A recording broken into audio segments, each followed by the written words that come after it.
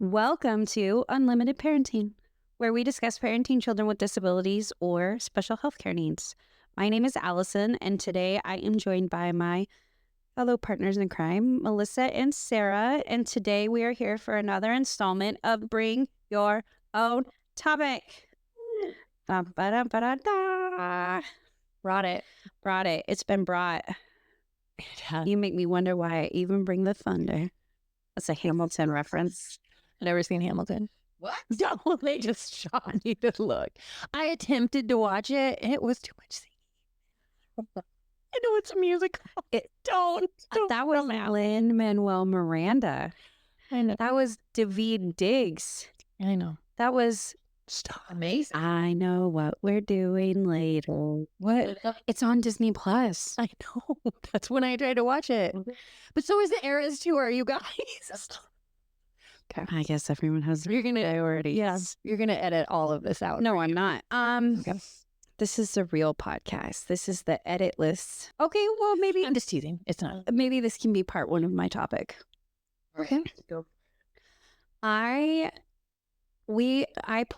Mhm. has purchased a what am I trying to say here? An advanced version of editing software, Oh. right? And I love it.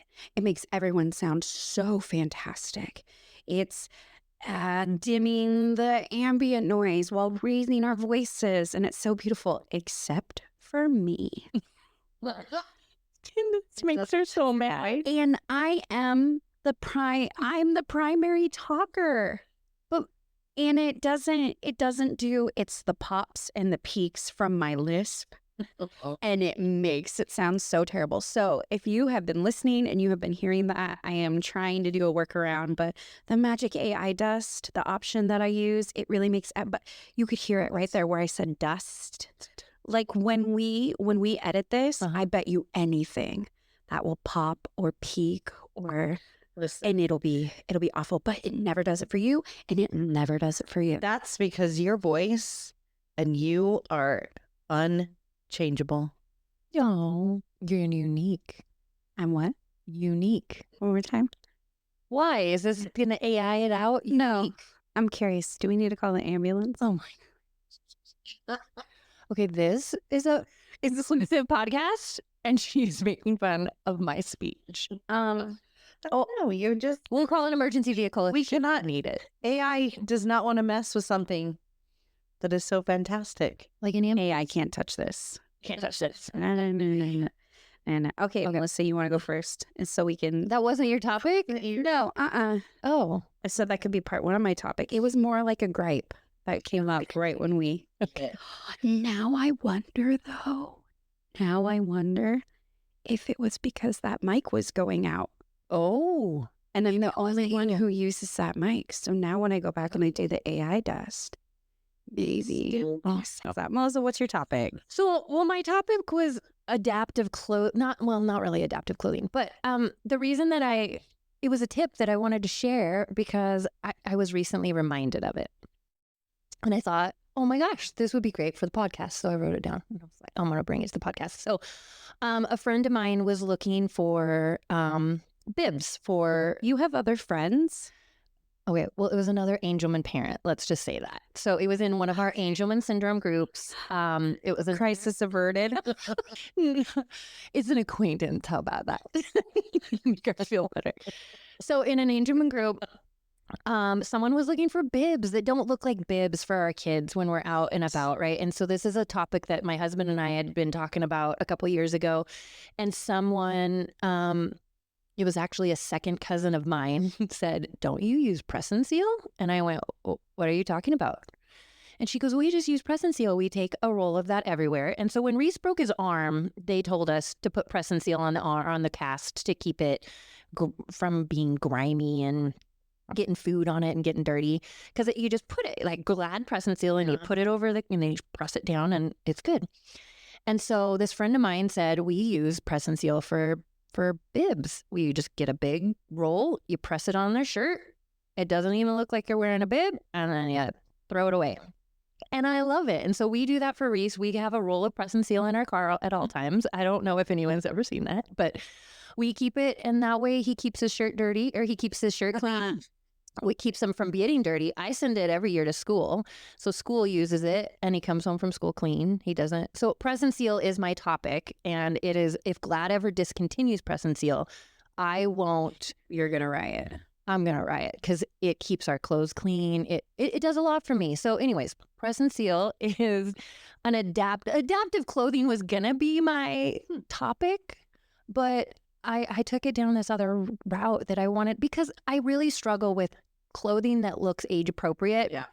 And, he's 15, but he does drool and he does get food on his clothes. And so we struggle with the two. So that's my topic. And that's what, yeah. Do you get it at the restaurant supply store? Yeah, we have. Or Costco. In bulk? Mhm. Yeah, that's fabulous. Yes. Also, we would be going through clothing at a faster rate. So I think that there are some, I know it's not the best thing for an environment.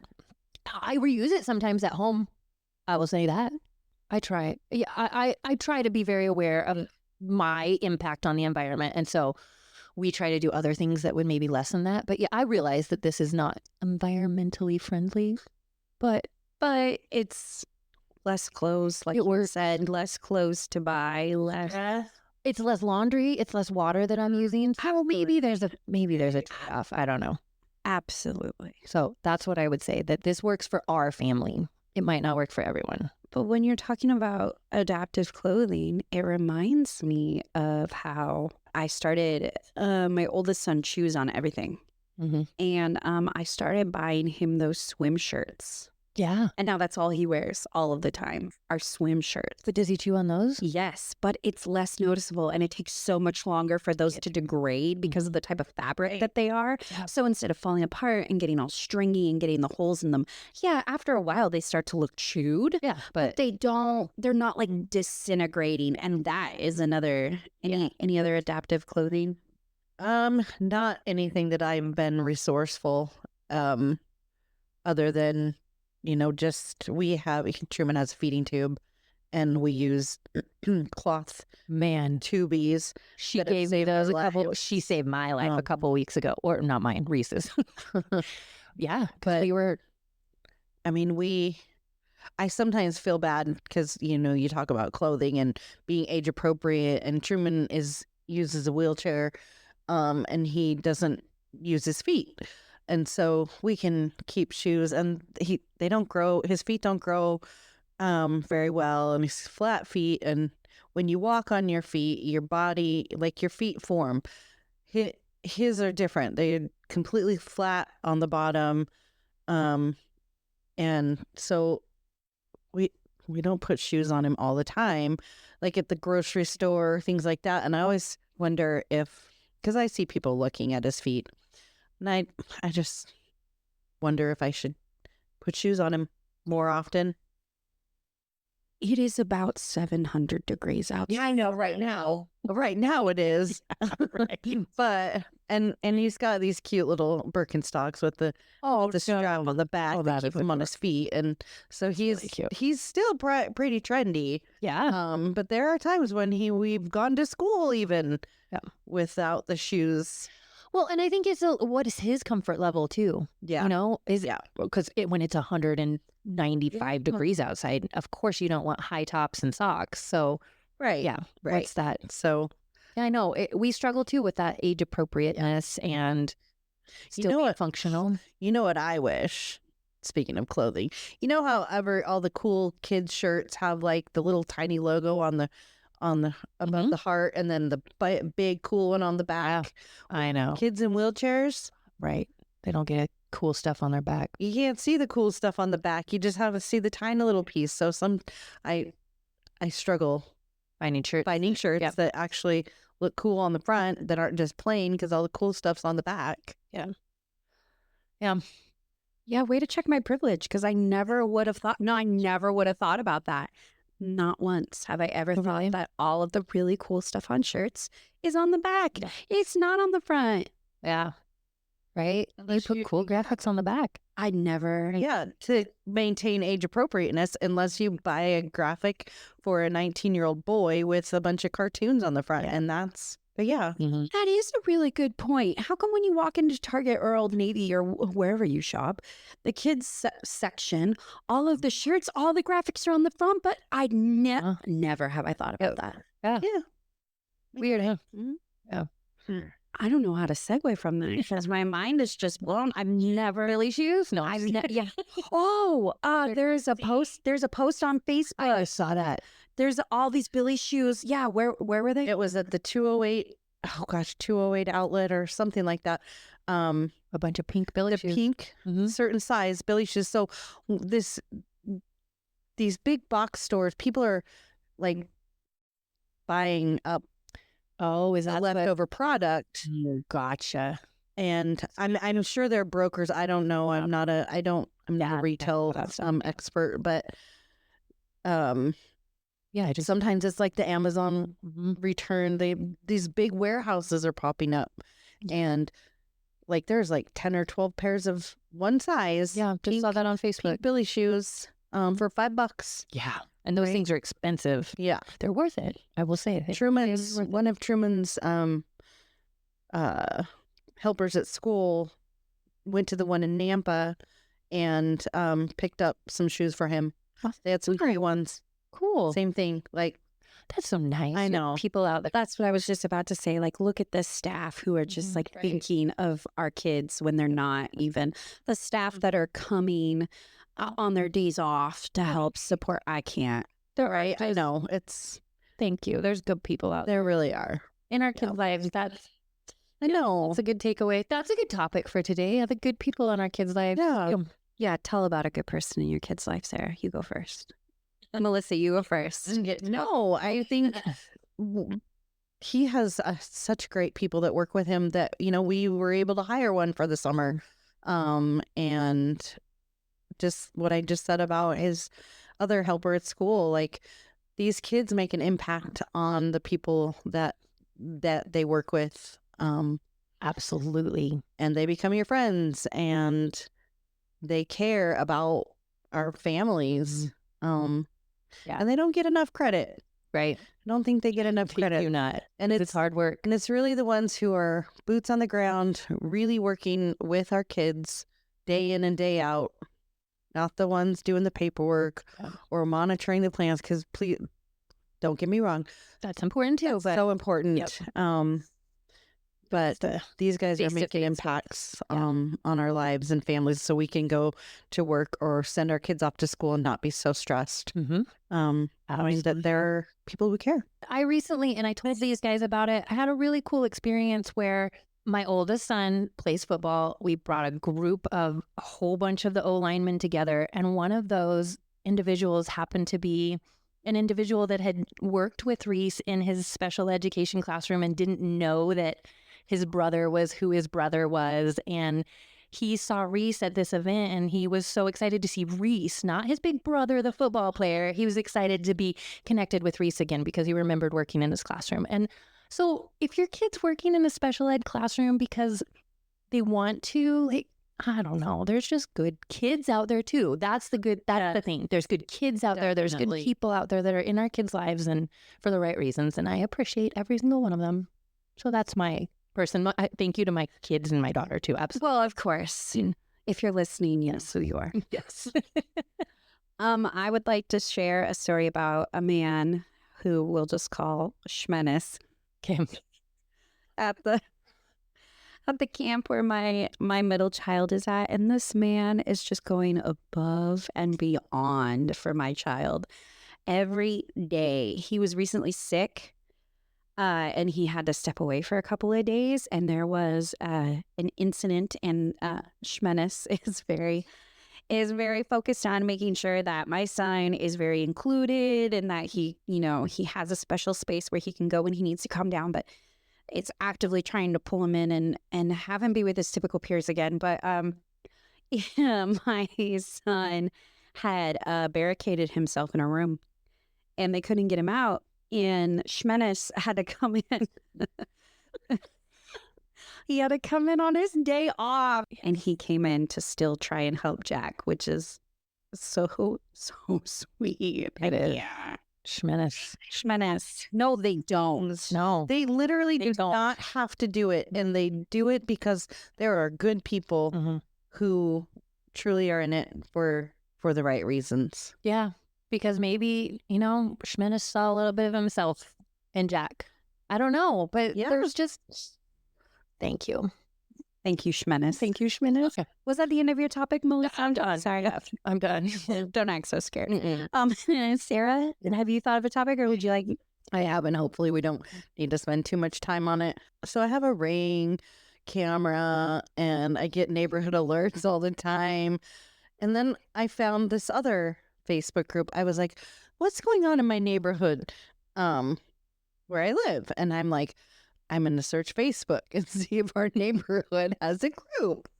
Sure enough, it does. Oh, that's got to be... And so I joined it? I joined it. It's kind of one of those like train wreck things where where you are so like people actually say this, they write these things down a document.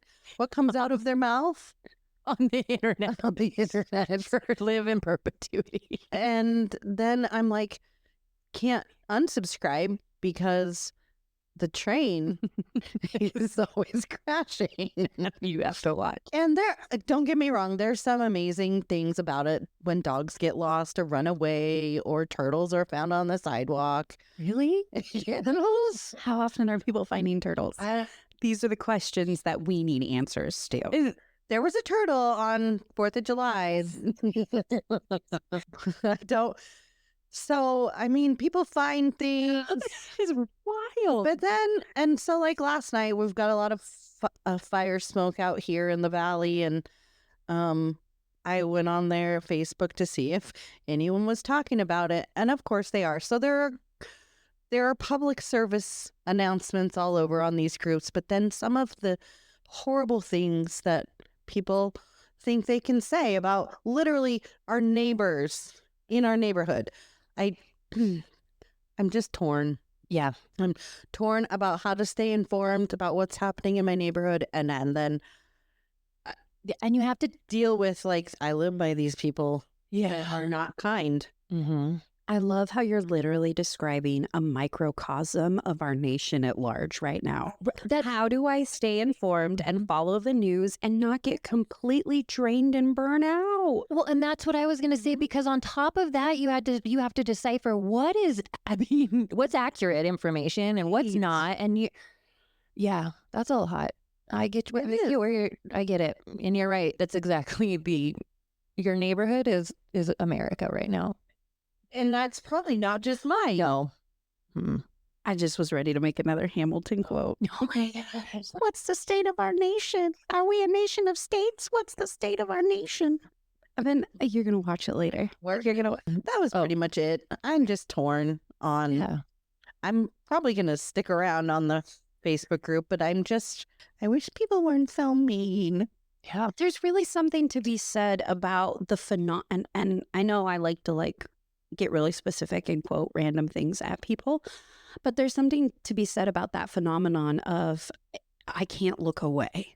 Like, this is so bad, I cannot look away from it. And also, not to not be mean, but like, get a hobby.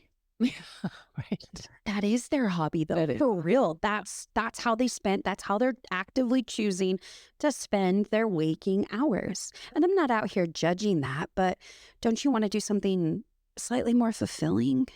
Or potentially, maybe it's like a neighborhood watch situation. They're like, hey, I wanted to make you aware that remember those signs? Oh, They used to be all over my aunt's neighborhood. Okay, well, if you're done, I will saunter over to my topic, which is I really wanted to make you guys cry and be like, relive a memory that you wish you could do for the first time again, right? Oh. Yeah, but then I decided that's a little rough. So now I'm going to say, what's a movie? What's a movie that you wish that you could watch for the first time again? Like, go into it completely blank slate. Movie or book? while you guys are pondering, I'll do mine. Okay. When Stephen King was writing as Richard Bachman, Okay. he wrote, because it was really like frowned upon for an author to have more than one book in like a year. I don't really understand the reasoning behind it personally, but it was frowned upon. So Stephen King would write as Stephen King, and he would simultaneously write as Richard Bachman until someone let the cat out of the bag that they were one and the same. And then he stopped writing as Richard Bachman, which makes you wonder, like, how many other Bachman books would we have gotten if this person hadn't have outed him? But he wrote a lot of books as Richard, 5, I think, as Richard Bachman. You know, like Road Rage, Desperation is Stephen King. Regulators was Richard Bachman. You got The Long Walk. No, just kidding. What? Mount Regulator, mount up. WWW. No, but for real. The book is called The Long Walk, and it's probably one of the shortest Richard Bachman Stephen King books in the world. It's like less than 300 pages. This book picked me up, spun me around, and then threw me back on the ground again. It was the single biggest trip I have ever taken. And I would give anything to go into like a dissociative fugue or lose some time and be able to read that book again for the very first time with fresh eyes. When did you read it for the first time? Oh, that's such a good question. Obviously very late. That book came out in, what was it, late 70s, early 80s. So Okay. I read it for the first time in 2021. Oh, just recent. Okay. Just recently, yeah, but I read it like 4 times a year. Gotcha. And I just pretend. I try to even forget like the characters' names. So I try any tactic I can. I mean, like, it's just very, obviously it's very niche. It's very, like what type of book do you like, right? Like it's not an ACOTAR book or any of those things, but it's set in a very dystopian future. It's kind of like a Hunger Games future. Go ahead. What's your question? So every time you read it, do you get something different from it every time? Yes and no. Okay. Yes. I'll say yes. Well, because sometimes, when you watch a movie for like the third time or something, you're like, oh, I didn't even notice that before. Or it's similar to that. I think that this is just one of those books where it affected me so much. Okay. The first time that I read it, that everything like just seeped into my bones and I can't forget things. So anyway, it's set in a super dystopian future where these kids volunteer to make the long walk, right? And the premise is that you walk until there's only one person left. Oh, yeah. It's all like very young boys. wow. Like 15 to 20 or something like that. And, people will line up and cheer for them, and they get water only once a day, but you only get the water if you can like actively advocate for it.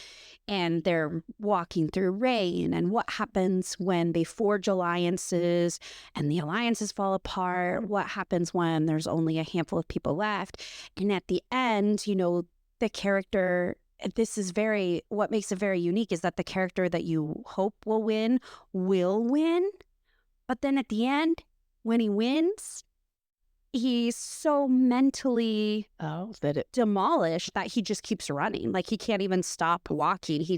So it's just one of those, like I said, it's a book that picks you up and it throws you back on the ground. And I'm like, gosh, I just wish I could just view this with a new set of eyes. So you guys have a movie or a book that ever did that to you? Yeah. The Wizard of Oz. No. I'm so sorry. I don't mean to just immediately, but it's literally about a hurricane that picks you up and throws you back down. So I could not just miss that opportunity to just, is there a book that's ever picked you up and thrown you back down? Yes, The Wizard of Oz. I thought you were joking. No. It would come on every year when I was a kid. Yeah. It still does. What comes on around Halloween. Is it okay. That's like the kickoff Oh, okay. to the season, which it really should be it's spring because that's when really all the hurricanes happen. Yeah. Tornado. So tornado, not a hurricane. Yeah. Oh my God. Yeah, hurricanes are over water. Yeah. Yeah. Thank you for correcting me. It's okay. Kind of meteorologist, right? It has. Like, I fell in love with the story, and maybe it was very poetic in that. But I loved it. I love it, and I watch it still. I watch and read different renditions of the story. I don't know why. I just love Wizard of Oz. And How'd you feel about the one with Michael Jackson? What? There was one? Be so for real right now. I'm being so for real. There was one with Michael Jackson. Wizard of Oz? And it's like Michael Jackson. So, hold on. Let me do some research. But yeah, so I know, right?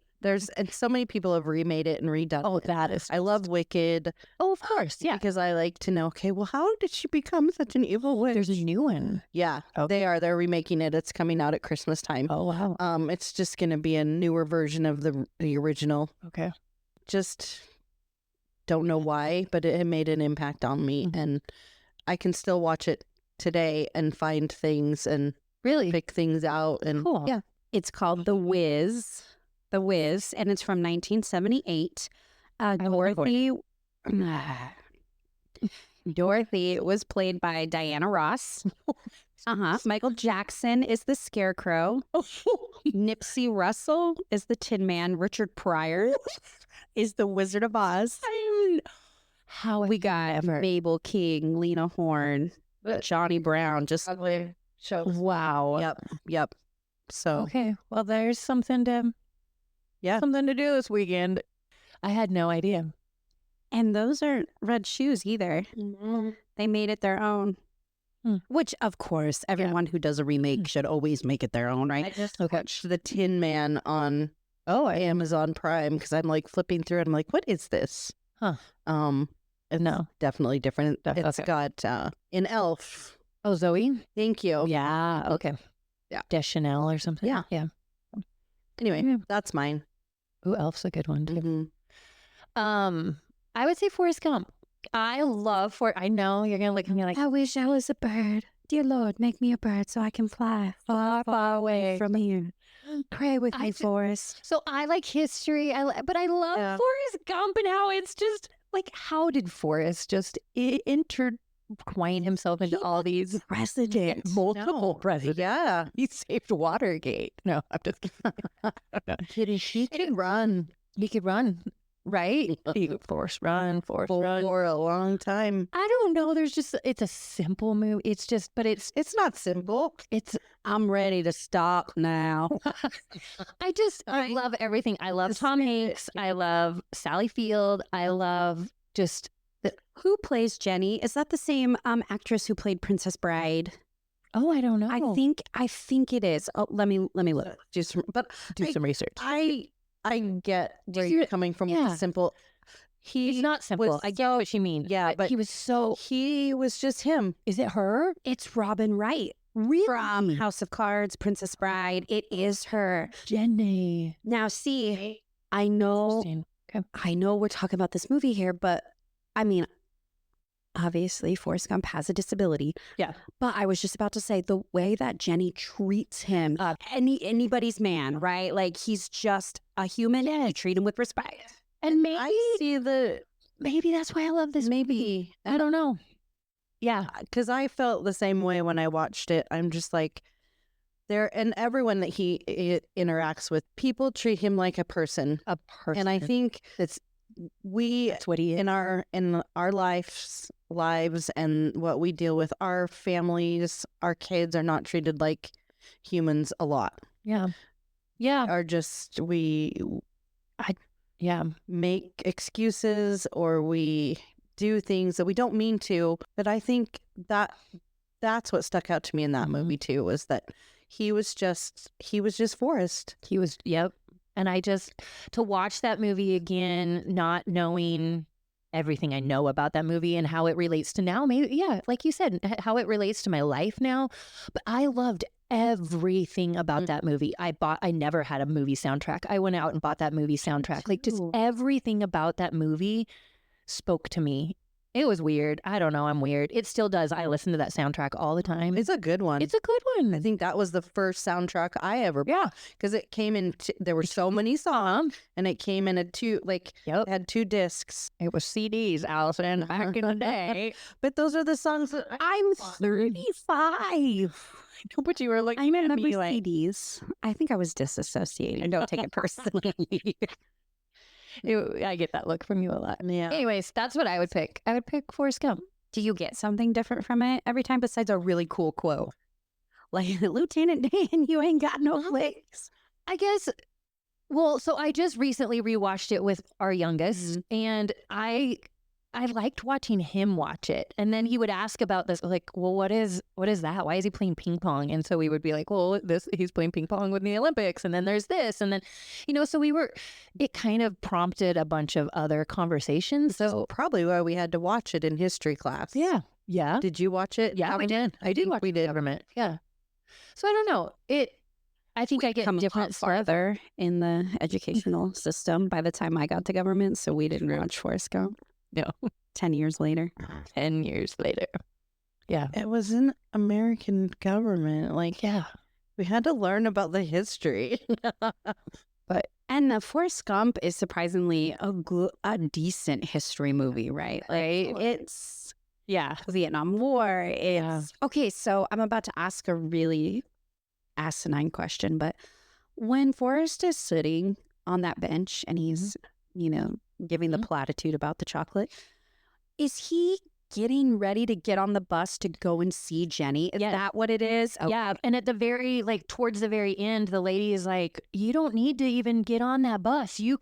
That's 2 blocks from here. And so then so the whole time he had been sitting there telling the story, waiting for this bus to get to where he needed to go.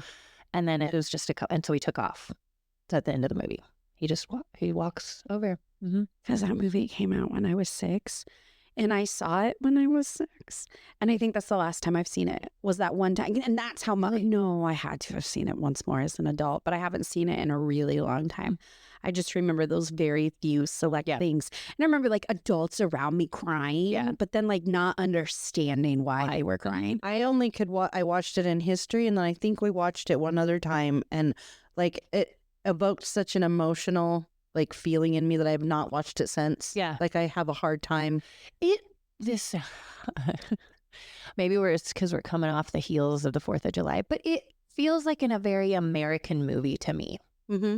It makes me proud to be an American when I watch that movie, because how other Americans treated him when he was, and all of the events and I know this is a made up movie. Forrest character is not a real character, but I like that. I like to think that America maybe would be like that. Maybe one day. Maybe one day. I made that look on my face because I just realized that my movie like that I could only watch once and never really watch again, but was so good, was also a Tom Hanks movie. What? And it wasn't Castaway, which is also really hard to, when he hands that person her package at the end. Right? Oh, kill me now. That movie is hard to watch. It was Philadelphia. Oh, Okay. Wow. Yeah. that is a hard one. I couldn't. That's a hard one. I'm just crying and crying, and then I keep crying, and then Tom Hanks is in a hospital bed, and I'm crying. I just love Tom Hanks. I can't watch I'm The sorry. Notebook. I'm sorry. I watched it one time, I've and never seen it. I cried so hard. That's a love story one, right? It is Okay. because they die in. Oh, that's I know. no, I don't watch that. And maybe it was around the time where my grandparents were getting older, and Oh, there were just a lot of things. And so anyway, that's one I cannot. But I also cannot watch Holocaust movies. yeah. Oh no.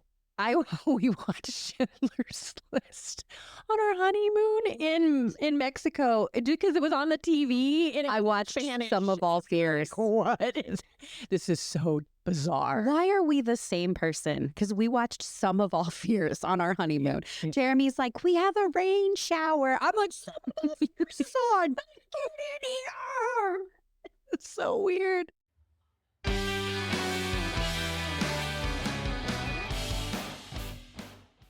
Thank you so much, everyone out there, for listening in. And know that if you are in Idaho or planning on moving to Idaho and have any questions on systems or services for children with disabilities, please consider reaching out to us on our website at IPULidaho.org.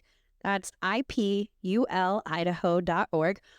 Or by calling us at 208-342-5884. Be sure to tune in next time. Until then, this has been Unlimited Parenting. Thanks for listening.